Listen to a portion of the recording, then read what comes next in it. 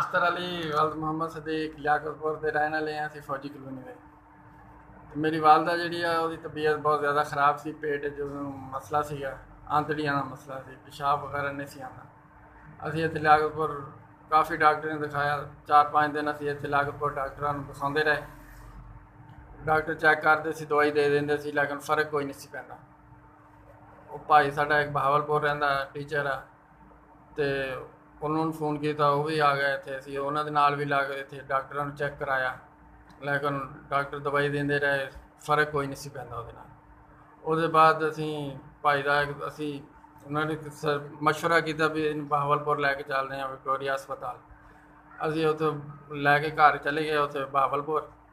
ਉਹਦੇ ਬਾਅਦ ਭਾਈ ਦੇ ਦੋਸਤ ਸੀਗਾ, ਇੱਕ ਟੀਚਰ ਸੀਗਾ। ਯਾਨੀ ਜਦੋਂ ਤੁਸੀਂ ਪੀਵੀਐਚ ਹਸਪਤਾਲ ਮਰੀਜ਼ ਲੈ ਕੇ ਗਏ ਉਸ ਵੇਲੇ ਕੀ ਕੰਡੀਸ਼ਨ ਸੀ ਤੁਹਾਡੇ ਮਰੀਜ਼ ਦੀ? ਹਾਂਜੀ, ਕੰਡੀਸ਼ਨ ਬਹੁਤ ਸੀਰੀਅਸ ਸੀਗੀ, ਬਹੁਤ ਜ਼ਿਆਦਾ ਪਰੇਸ਼ਾਨ ਸੀ। ਕੀ ਹੋ ਰਿਹਾ ਸੀ ਉਦੋਂ? ਉਲਟੀ ਆ ਰਹੀ ਸੀ ਜਾਂ ਕੀ ਹੋ ਰਿਹਾ? ਉਲਟੀ ਵੀ ਆਉਂਦੀ ਸੀ ਤੇ ਪੇਟ 'ਚ ਵੀ ਦਰਦ ਸੀਗਾ, ਬਹੁਤ ਜ਼ਿਆਦਾ ਤਕਲੀਫ ਸੀਗੀ।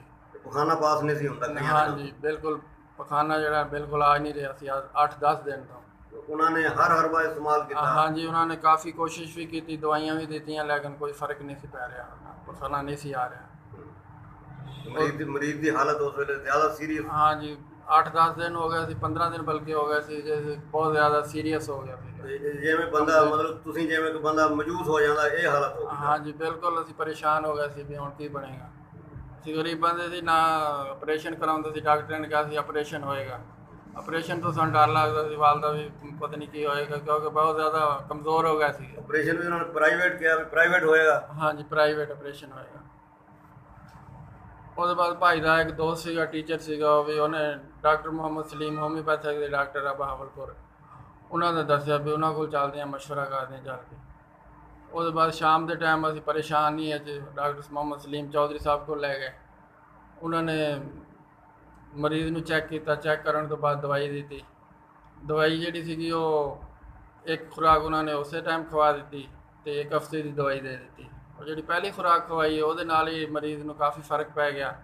ਅਤੇ ਅਸੀਂ 2-3 ਘੰਟਿਆਂ ਦੇ ਅੰਦਰ ਨਾ ਦਵਾਈ। ਤੁਸੀਂ ਘਰ ਆ ਗਏ ਫਿਰ ਦਵਾਈ ਲੈ ਕੇ? ਦਵਾਈ ਲੈ ਕੇ ਅਸੀਂ ਘਰ ਆ ਗਏ, ਅਤੇ ਉਹਦੇ ਬਾਅਦ ਜਿਹੜੀ ਦਵਾਈ ਸੀ ਉਹਨੇ 2-3 ਘੰਟਿਆਂ ਦੇ ਅੰਦਰ ਹੀ ਆਪਣੇ ਅਸਰ ਦਿਖਾਇਆ, ਔਰ ਪਖਾਨਾ ਵੀ ਆ ਗਿਆ, ਪਿਸ਼ਾਬ ਵੀ ਆ ਗਿਆ, ਜਿਹਦੇ ਨਾਲ ਸਾਨੂੰ ਕੁਝ ਤਸੱਲੀ ਹੋ ਗਈ ਵੀ ਹੁਣ ਮਰੀਜ਼ ਠੀਕ ਆ। ਫਿਰ ਅਸੀਂ ਪੂਰਾ 1 ਹਫ਼ਤਾ ਦਵਾਈ ਖਵਾਈ ਉਹਨਾਂ ਨੂੰ, ਜਿਹਦੇ ਬਾਅਦ ਮਹੀਨੇ ਡੇਢ ਦੀ ਦਵਾਈ ਅਸੀਂ ਖਵਾਉਂਦੇ ਰਹੇ। ਉਹਦੇ ਬਾਅਦ ਫਿਰ ਹੁਣ ਸ਼ੁਕਰ ਆ ਅੱਲਾ ਦਾ, ਮਰੀਜ਼ ਸਾਡਾ ਠੀਕ ਆ। ਵਾਲਦਾ ਸਾਡੀ ਦੁਆਵਾਂ ਦਿੰਦੀ ਡਾਕਟਰ ਸਾਹਿਬ ਨੂੰ ਬਹੁਤ ਜ਼ਿਆਦਾ। ਅਸੀਂ ਵੀ